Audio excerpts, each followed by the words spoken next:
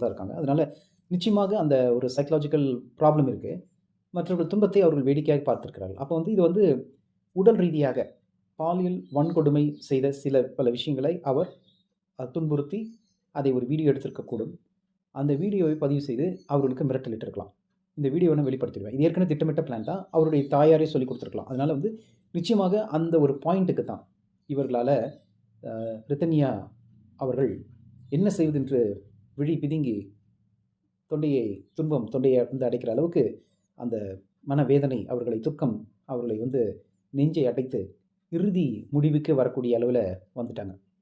அந்த immediate reaction பார்த்தீங்கன்னா, உடனே போய் அந்த மருந்தை வாங்கியிருக்கலாம். இவங்க பெரிய ப்ரீ பிளான்லாம் பண்ணி அந்த பாய்சன் மருந்தை முன்னாடிலாம் வாங்கினாங்கன்னு சொல்கிறது தான் தவறு. அந்த அரை மணி நேரத்தில் நடந்த நிகழ்வு, அந்த மருந்தை உட்கொள்ளக்கூடிய உந்து வேகத்தை கொடுத்திருக்கக்கூடும். மன அழுத்தம், நம்மளுடைய வியூகம் எல்லாம் முடிந்து போய்விட்டதே.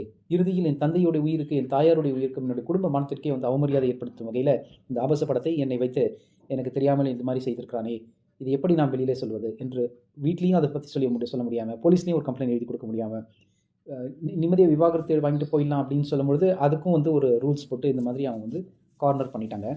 அப்போது இந்த மாதிரி வந்து கார்னர் பண்ண ஒரு வன்கொடுமை செய்த இந்த நபருக்கு அதிகபட்ச தண்டனையாக எப்படி ஒரு பெண்ணை மானபங்கப்படுத்தினது, பிளாக்மெயில் பண்ணது, இந்த மாதிரி எல்லா கேஸ்லையும் அவனை உள்ள தள்ளுங்க. டவுரி ஹராஸ்மெண்ட் கேஸ்லேருந்து செக்ஷன் 498 டொமெஸ்டிக் வயலன்ஸ் என்று சொல்லக்கூடிய வகையில், அதுக்கு மேலே வந்து செக்ஸுவல் ஹராஸ்மெண்ட் கேஸ், இது எல்லா கேஸ்லையும் வந்து போட்டு அவனை முதல்ல உள்ள தள்ளியிருக்காங்க. பட் இன்னும் மேலே அதிகமான கேஸ்கள் எல்லாம் கொடுத்து நீதியரசர் தக்க தண்டனை வழங்கலாம். இதற்கு தூண்டுகோலாக இருந்தவர்கள் அபெட்மெண்ட் ஆஃப் சூசைட் என்று சொல்லக்கூடிய அந்த வகையில் இதற்கு தூண்டுகோலாக இருக்கக்கூடிய அவருடைய மாமியார் மாமனார் இருவருமே தன் மகனுக்கு நீ வந்து எப்படி வேணால் நடந்து கொள்ள வேண்டும் என்கின்ற அறிவுரை அவர்களுக்கு சொல்லியிருக்காங்க.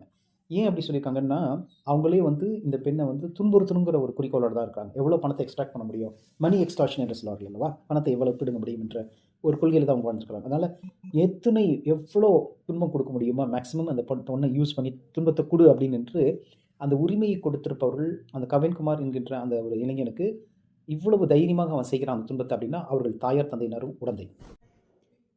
ஆகையினால இந்த 3 அரக்கர்களும் சேர்ந்து ஒரு பெண்ணை கொடூரமாக கொலை செய்திருக்கிறார்கள். நீதியரசர் காதுகளில் இது ஒலிக்கட்டும். அவர் இதயம் பதைக்க நடந்த இந்த கொடுமைகள் நீதியரசர் உணரட்டும். இந்த 3 கொடுமைக்காரர்களுக்கு நீதியரசர் தக்க தூக்கு தண்டனை அளித்து அவர்களை இந்த உலகை விட்டு அனுப்ப எங்கள் கோரிக்கையை முன்வைக்கிறோம். நன்றி, வணக்கம்.